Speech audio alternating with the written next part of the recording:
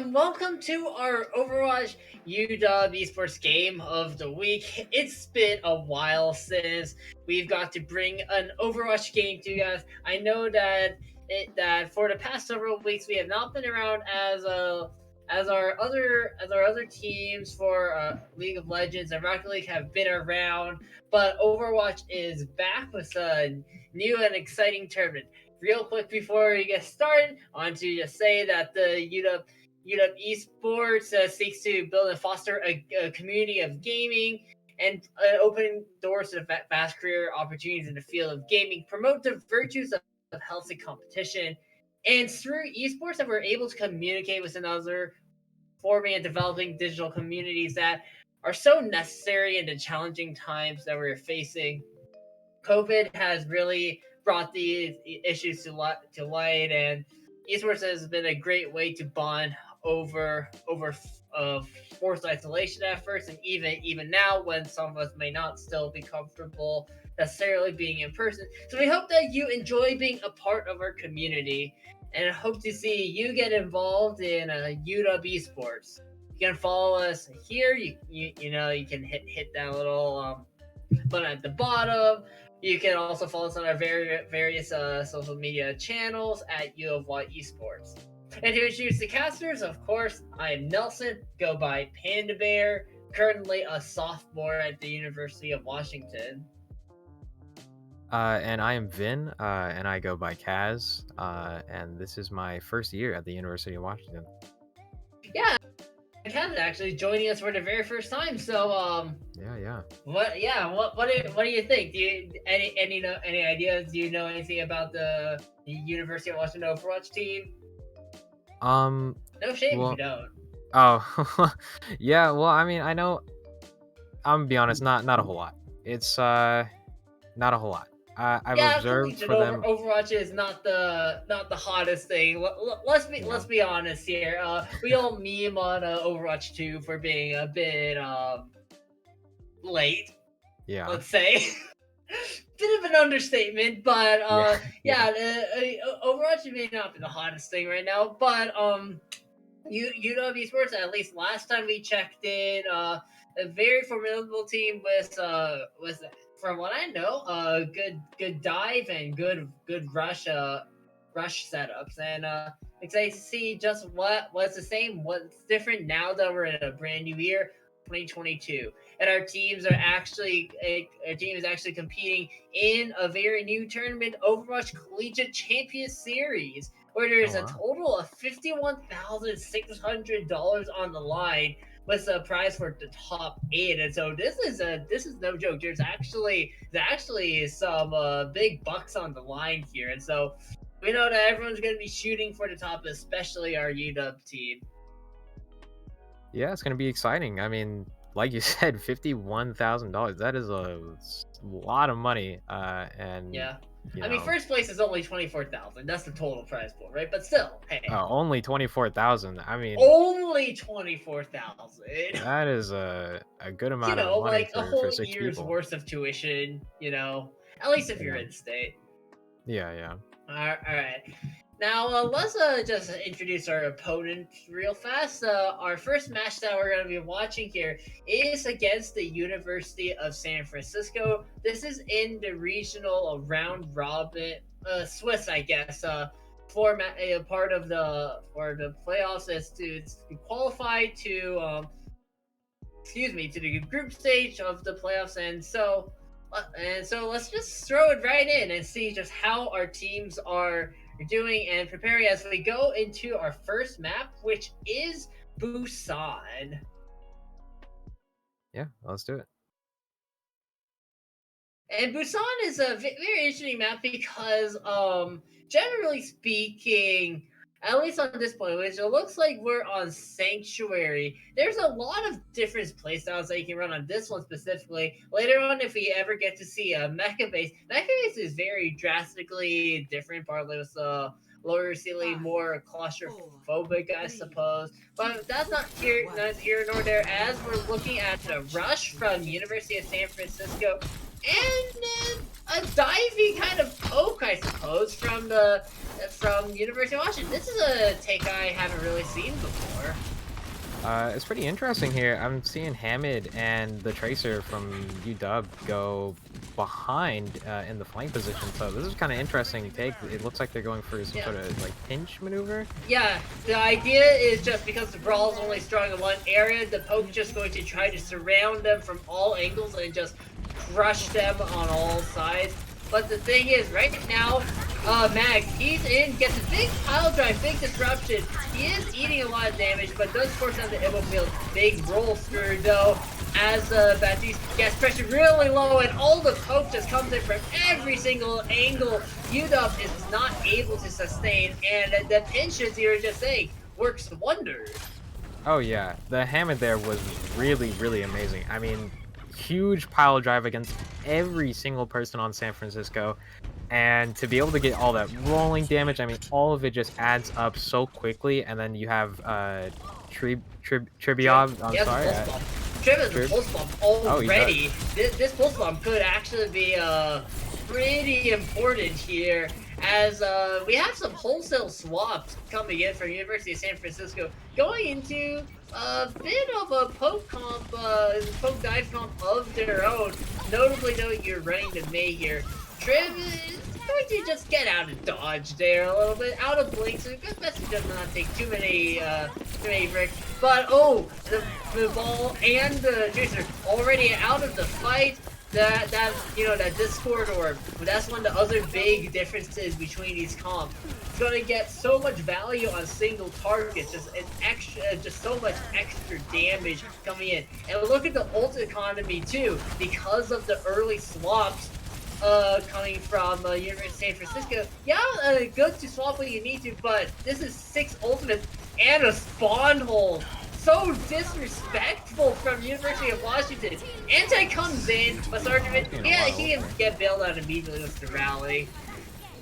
Oh, this is brutal. Sergeant Fish does pay for it. He played the touch the spawn door challenge, is punished, and now San Francisco, they are able to get out of their spawn. At least the ball is, but everyone else is still actually stuck and we're delayed by the Kinetic Flux from Sneaky. But we're actually approaching the last fight territory, 98%, and there's mines on the point. Who's able to touch? Well, it looks like his agent, but he gets taken out by the mines immediately, and his backline is just getting completely harassed. Nothing that Shifty can do about the Tracer in the backline. Sincere is able to get something done with it, but all the time that's spent dealing with the flankers is time that's not spent keeping the rest of the team alive. There's just the stalls that are left just trying to come in. Rico's already out there. Armand's no point, and actually, the flip does come through. Not for long though. As UW's gonna take this back, and it's back to 99, and they only have Diva here, and it looks like she might be stopped. Never mind, able to get a little bit of time on, and use her ult. So a lot of time bought here for San Francisco, but it really is not looking the greatest right now. A lot of stalling, just trying to get as many people on point, and I don't know if anything is actually being done here. The fight ain't over yet. A fighting session anyway. The Nanogoose is not even going to be able to be deployed. A celebratory Transcendence and Tactical Visor come out. That was, dare I say, a roll. Yeah. To put it in the right. terms of our favorite hamster. Oh yeah.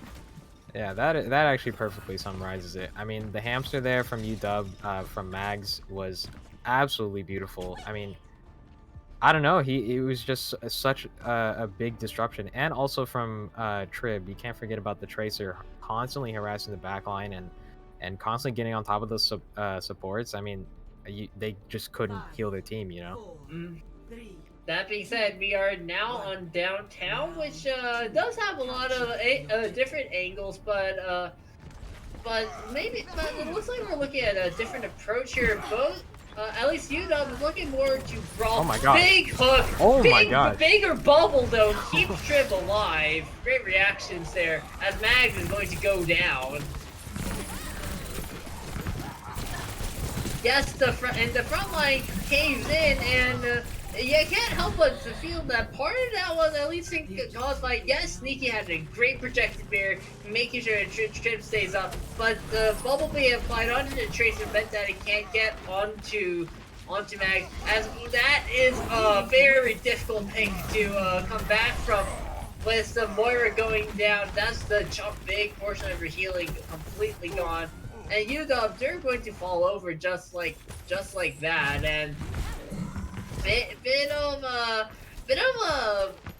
overconfidence possibly from University of Washington, but now they're ready to just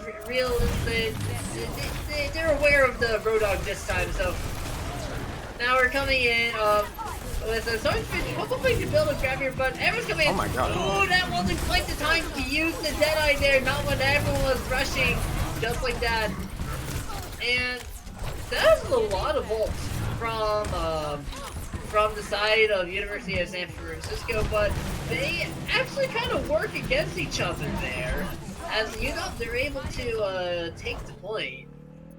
Yeah, I'm noticing that San Francisco kind of throwing out ults here and not really getting the most value out of it. We saw in the last fight before this one, the Ana use her nano on Roadhog, and it honestly, I don't think really was the most necessary, as they were already winning the fight and they already had the point taken.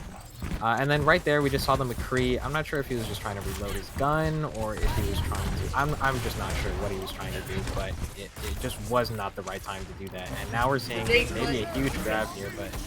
Yeah, that's a huge grab! Oh my, that's an example of ultimates being used well. That being said, that was a pretty large investment from the side of UW. Throwing in 4 different ultimates into that graviton surge means that you're only going to have a Shaddy here for Mags. There is something to be said about keeping track of your old economy, as Drip looking to harass it back like, the flashbang is going to ward him off for the time being, but oh, okay, Mags, just go ahead, drop the hammer, pick up three different stuns, and that's San Francisco being sent back to spawn real quick there. Oh yeah, it's looking real tough. I mean, again, we're back here at... Oh, Nano boost. Oh, this is a huge wall though. Oh, big Nano. Yeah, and Maggie's still alive though. Not for much longer. That's just way too much. Big wall from Lenovo to just isolate the tanks and enable that push there. But Sincere, oh my! All the picks are coming back on the other way just when you thought it was done. Somehow. UW has managed to scrape by on that one. That was incredible. Yeah, I'm not sure where all the picks came from right there, but it looks like that University of San Francisco became kind of complacent with their backline. As they start to push in, it may have made themselves a bit too vulnerable from multiple angles, as well as the break, and they just get poked out by the McCree and Tracer. And yes, the tanks did fall over from the side of UW, but was the supports of San Francisco falling, that meant that San Francisco was just without legs to stand on. They didn't have any healing available, and things were just kind of inevitable from that point. Such a shame too. It was looking really good. First of all, was some great plays from Lenovo on the May to just get the isolation, get that much needed breathing room in the first place. Oh yeah, for sure. Definitely a lot of room to work on a lot of things for San Francisco, but I think mainly the most clear thing that we could see was definitely the ult usage. Just making sure to get the most value out of your ults is really important, and just throwing them out there like that in a game like this where ults aren't even necessarily, the most mattering thing. I mean, we saw Mags go down after the isolation from May and the nano boost to kill Mags, and I'm not sure if the other tank was killed, but either way, UW to be able to come back from a 5v6 like that, it was really incredible. So they got to look out for stuff like that, and they just got to, Yeah. you know, play The to the playmaking strength. potential. That's what it is. That's the playmaking potential from Yeah. the from just everyone on the UW roster, particularly the DPS. You know, DPS have all the flashy plays, right?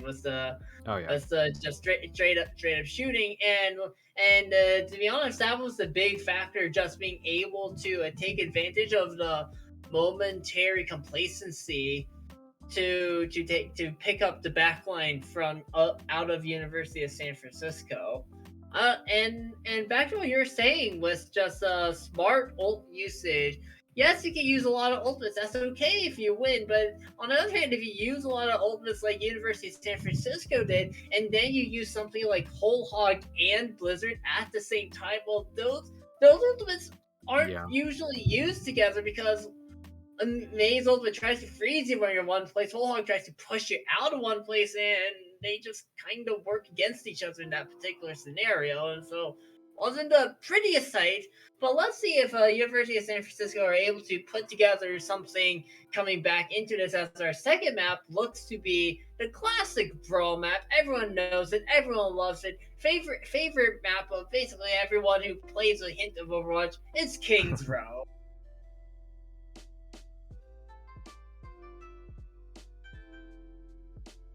Like as we're rolling in here, what were you really thinking? Although Sneaky is on the Sigma, this is not the most common second tank that you pick up. Of course, you're gonna have the Reinhardt, but usually with the Reinhardt, you either get the Diva or the Zarya for just helping the Rein push the Brawl with either Defense Matrix or with Projected Bubble. Sigma is a lot weaker in the straight up Brawl, and Sigma doesn't really like being pushed in his face. So that'd be interesting, as this is more poke style Brawl than anything else. Maybe that's the theme that we have here. We have poke style dive, and now we have poke style Brawl here. Oh yeah, it's also interesting to note that there is an Ana at the top left of the map, and like you were saying, with no Diva or Zarya, there's really Sigma and Ryan really can't go out and help that Ana if she ever gets encountered. She'll just have to run back away to the point. Yeah, it's a very nice position actually from Sergeant Fish. Though, yes, the Diva is actually going to be here. Smart move to just challenge the Ana, make sure that she has to get out. But that's a very nice position. But that is a very early shatter that comes out from Max. Unfortunately, only picks up the Reinhardt was that huge anti-nade. Oh, that hurts so much. That's quite a nice play. Just starting to be able to pump out a ton of healing from Hiker. But this fight is not done yet. Another big anti-nade as all the respawns are starting to flood back. And UW looks like they picked this up, at least for now, but there are 2 ticks on the board. Actually, massive nade from Sergeant Fish there. Oh my gosh, I thought that they had just lost the point. It was only the McCree and the Ana. And just to be able to get that nade to kill off the Reinhardt, get that anti-nade damage on the other two people there was really essential for the team. It's going to force Sergeant. There's no way. There's no way. Oh he's no. Okay. That might have been asking for a bit much there. Yeah. I knew it's gonna come out, and it's really big, knowing that all the resources around Sneaky's defense matrix was gone. Who is, by the way, is back on the Diva instead of the Sigma. Man, that was a bit wishful, let's say. Oh, yeah, That is a big antidote. Forces the immortality field. Oh my god. Oh my, that's brutal. With the shatter coming down, the immortality field is just not going to be enough. Oh my! Sergeant Fish. Tasty antis. Tasty. Yeah, he's putting the team on his back right now. I mean, the nano to the antis. I mean, he's really just being able to allowing UW to really take control here. But that's a huge Diva bomb. really nice set play from from the University of San Francisco. Just put down the amplification matrix and the bomb behind. What are you going to point your shield at? Either at all the damage pouring straight in your face or the bomb in your back. But Pierre goes down, and there actually has to be more ults invested into this. Karen is going to go down on the ring, but this is getting really messy, even though the initial plays were big. Shatter comes out, Deadeye comes out, there we go, now this is lost for sure, but that took a lot more ultimate than University of San Francisco would probably like to have a ton of those back. That being said, Matt, he's in trouble, he probably isn't getting out with his life. Yeah, they're going to pick up, so they're going to, the University of San Francisco, they're going to get some value for all of the ultimates that they ported. But they're going to have another Amp Matrix and then Sound Bear. That's mostly it for this next fight, and University of Washington should have time to contest with several ultimates of their own, especially Shatter from Max. What can he do with the Shatter? We've seen big plays before. There's the bomb to start everything out. And he picks up a Agent, and the Deadeye picks up the Reinhardt. And interesting beat comes out to try to save, but it's a 4v6. Yeah, that was a really... I mean, I hate to sound toxic, but there was just no value in that beat there. The fact that two other players were already running back, and two of your players were already dead, honestly just gets no value out of the beat. Another ult that definitely University of San Francisco may have liked to have back. But the recontest is now coming back. There is still plenty of time for a few more pushes here. Early amplification matrix, but University of Washington, they're able to kind of just walk past it. Shatter doesn't get anything from Mags, as now Mags, he gets forced back into the waiting arms of the amplification matrix. But, oh my, the blizzard is actually kind of big. The bomb, everyone's just dying all over the place. It's just the two divas battling it out on point, but Smee, he's the deciding factor. He's still up, and is going to help turn the 1v1 in favor of Sneaky on UW. Now, University of San Francisco, they are able to stabilize. Fortunately, Diva was not the mech, so they are going to be able to recontest fast, and DeNovo has the Blizzard. This could be, though, the ultimate that secures this point. Smee's going to get forced off from the flank. Not going to be able to fall into that right there. Good wall to make sure that I don't get value. As now we see the bomb. Here's the ultimate play. Oh, Max, he was caught, had nowhere to turn.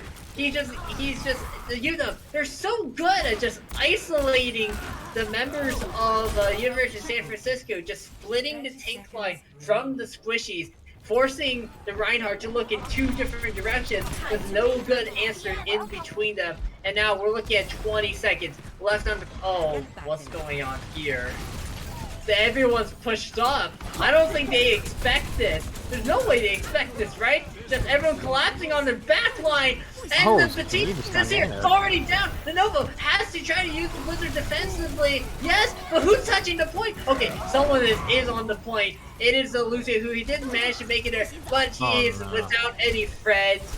He's all sad and alone. He falls. Was interesting, to say the least. I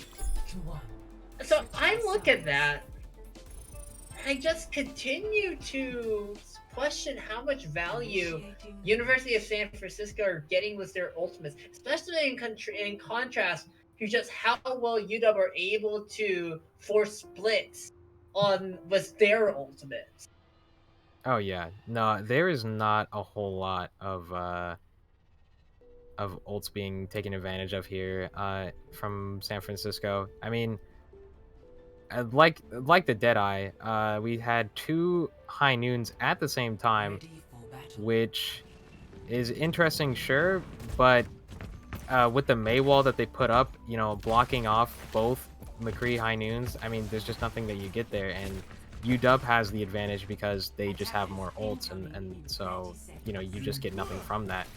Um, UW's also playing in some pretty interesting spots. A lot of flanking, a lot of flank positions, and a lot of just interesting plays in general, uh, allowing their entire team to be able to move forward and really taking advantage over San Francisco. Yes. It's a lot of just the University of San Francisco definitely do have their split plays and they understand it, but they aren't able to accomplish it in the heat of the battle. Naval Sound doesn't get necessarily the split, and there's no way. Oh my gosh. Okay. Trim gets punished there. That was a little aggro. As UW, they are not playing Brawl at all. They are going for this dare I say disrespectful hog ball composition. There's almost no protection for the side of a UW. All the marbles are on, all the marbles are on just disrupting and picking apart University of San Francisco. Look at where Sergeant Fish is. The Devo tried to go challenge it. Okay, Trippin gets to take it again. But Sergeant Fish, he's just kind of just chilling here on Zenyatta. What's he doing? It's the guy in the high road. Oh, there he goes. Okay, since they're done taking him out, but he's done too much damage on the flank already. This is the entire concept on how you play this comp. Like, you get everyone to these surrounding positions, and where do you hold shield? There's literally nowhere. You can't hold shield anywhere. It won't protect you from every single angle. Ryan Shield only works in forward, doesn't work in all directions at once. Yeah, really interesting play for Sergeant Fish to be able to, as Zenyatta, go up into a super flank. That was a really good hook. Oh my god. Oh, but that is a very goes down. nice play. If we're talking about set plays, that's one that got a bit of value, just denying the Valkyrie and picking off Karen. But the whole hog is just bigger. The pressure from the front, pressure from behind. Even though that was a great play, UW still. Oh, what a nasty hook! Sneaky, just on it on the hog, just absolutely owning, getting the Diva before, getting the Lucio to clean up now. The University of San Francisco are almost on stall picks with the Tracer here, as opposed to just to try to make the Zenyatta's life a little bit uncomfortable, but Sneaky doesn't get. Okay. Off the map. And the Transcendence is there to bail it from the main wall. There's no way he goes for it yet. Okay, thank God. But University of San Francisco is falling apart regardless of whether he hits it or not. Oh my gosh! What? That I'm pretty sure that's what you call in the business. You call that karma. You've been a little too disrespectful. The Overwatch gods just said, yeah, you have to at least pay a little bit. In this case, it was from the knockback from the Diva mech. But Max, he's got them covered. He's gonna slam, gonna get damage onto everyone. There's nothing you can do with all of the mines on point.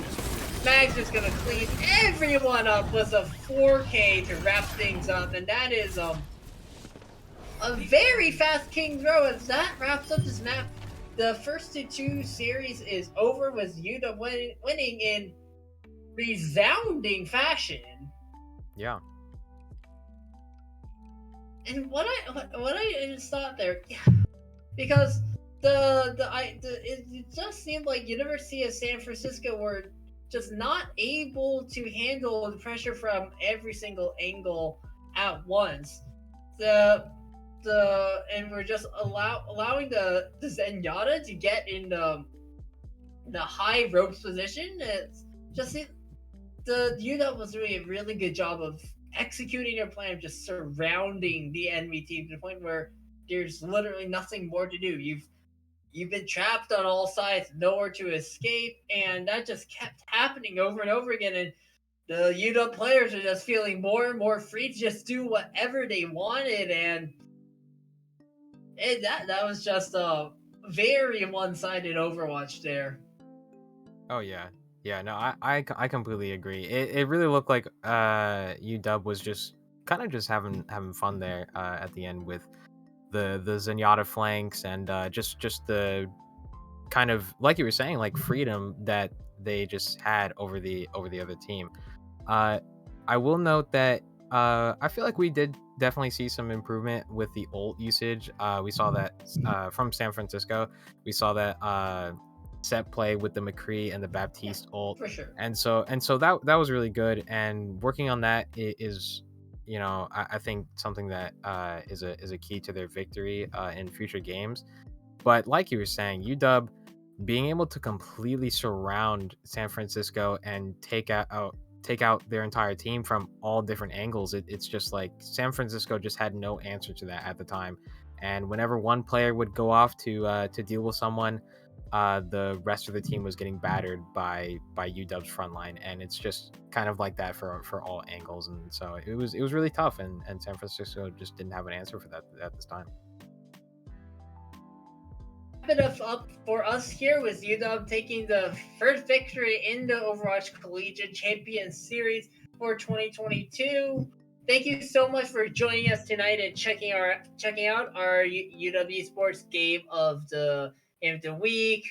Thank you for just spending time with us in particular, just enjoying some good Overwatch together.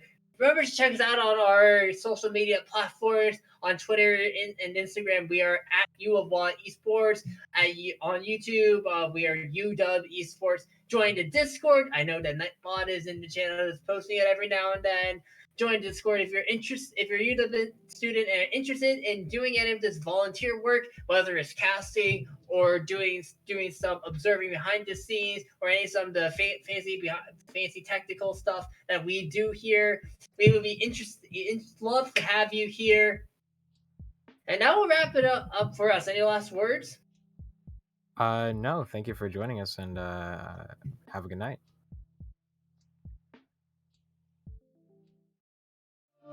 It began with 3 pillars, the foundation for UW Esports, pushing ourselves to greater heights. Community. Career. Competition.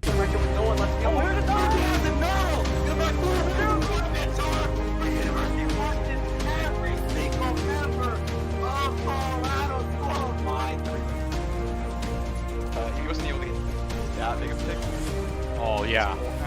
Reminds me of Toronto Defiant Yakpung. Reminiscent of that, of just juggling everyone into the corner there. Maybe that'll be the game changer here for UW. Maybe. Oh my goodness, what an angle by Wizard. Wow. What a shot.